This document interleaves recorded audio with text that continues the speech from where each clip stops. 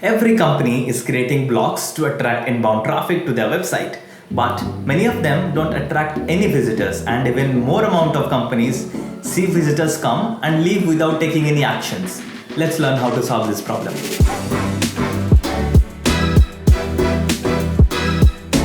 Hi everyone, I'm Shushrut from EngageBound, and I've helped companies create impactful advertising for a little more than half a decade.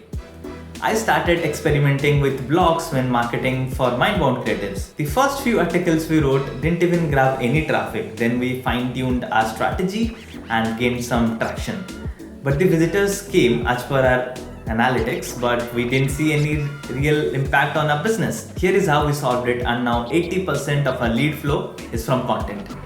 Before we proceed further, please make sure you subscribe to the channel and press the bell icon to receive instant notifications when we release another startup growth hack. Now let's dive into the video.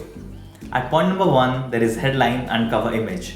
It may sound very basic, but the headline and the image is what makes people click on your blog in the first place. So how to create headlines which will appeal to the viewers? Here's a formula. Take a piece of paper or open a Word document, write the result your customer wants, what's stopping them from achieving it, and what's the time frame. Suppose the result your customer wants is 25 purchases, but no sales experience is stopping them, and they want it in 7 days. So you can simply write the headline as how to get 25 purchases without any sales experience in just a week, or how to get 25 purchases in 7 days without any sales experience. You can restructure the sentence any way you want with your creativity and create amazing headlines. Also, the headlines created using this method will be very relatable to your reader, as it talks about solving their problems, and you can jump your click-through rate up to a great extent. Easy, isn't it? When choosing the right picture, please make sure to choose something which communicates the sense of achievement or the stress to your customer and which they can even relate to. I usually choose pictures from websites like Unsplash or create custom designs with EngageBound design with a few clicks. On point number 2, there is topic clusters. We know topics, but what are topic clusters? Topic cluster is the new technique you can use to boost your SEO. Every topic has a lot of topics connected to them. Suppose my goal is to create content on content writing that brings results. There are many topics that are related to the idea. They can be how to increase your sales using content, how to educate your customers using content, how to automate your content using EngageBound, and many more. In the blog, you can hyperlink one topic to another and create a bigger picture of the idea, which invariably helps your reader to learn more and stay longer on your website. The longer the readers stay on your website, it comes across as valuable to Google algorithm, and your website will be ranked higher. On point number 3, there is create for the buying cycle. Many people break the buying cycle into many stages. For your understanding, let me go with the basic one: awareness, consideration, decision, and then advocacy. Many people create content only for one stage. As an example, some companies broadly create content on the awareness stage, which will help potential customers to discover them, but they will leave your website and never come back. So you should create content for each stage of the buyer journey to help your buyers take a better decision.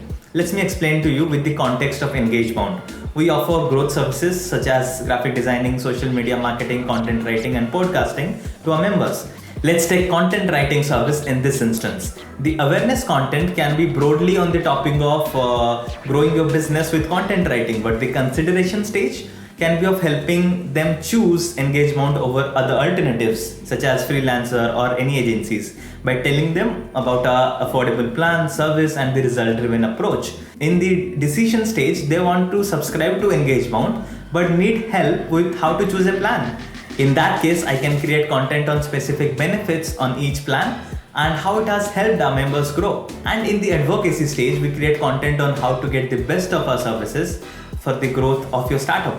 Now that's a whole sales process through content which your customers can go through, educate, and convert themselves.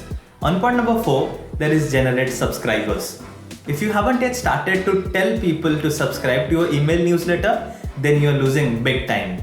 You can either use a simple form, a pop-up, or a lead magnet to get the emails of the people who visit your website. The best practice is to provide the PDF copy of the same blogs that they are reading. But many of you don't do it intentionally because you have the impression of the companies spamming their subscribers in newsletters. But you think so because you have been spammed before. So you should not do that when you send your newsletters. You can send valuable articles to your subscribers, like the articles you have created at each buying stage, and leave them with a call to action to either buy or to speak to you. It's a simple way which is ignored by most of the startups, and I can really tell they lose out on many customers. You can use a marketing automation tool as well to schedule your emails once someone subscribes to your newsletter, and it will do the work for you. And then point number 5, don't use Medium.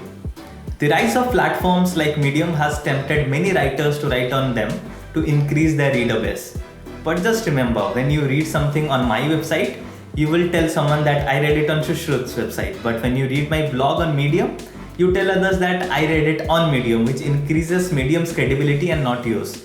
So you should write on your own website rather than any third-party platform. Writing on your website will help boost your SEO, and you can even monetize your reader base with membership if you want anytime in the future. But in case you want to post on Medium because that brings in more traffic, you can post both on your blog and on Medium for better results. So those are some tips on how we create highly converting blogs and how you can use these formulas for your company to convert website visitors into paying customers. Thank you for watching the video. Make sure you subscribe and leave a comment below if you have any questions. Like the video because it will help us appeal to the YouTube algorithms and we can reach more people with your help. Share the video, tell other people about it. I will really appreciate it, and I'll see you in the next one. Thank you.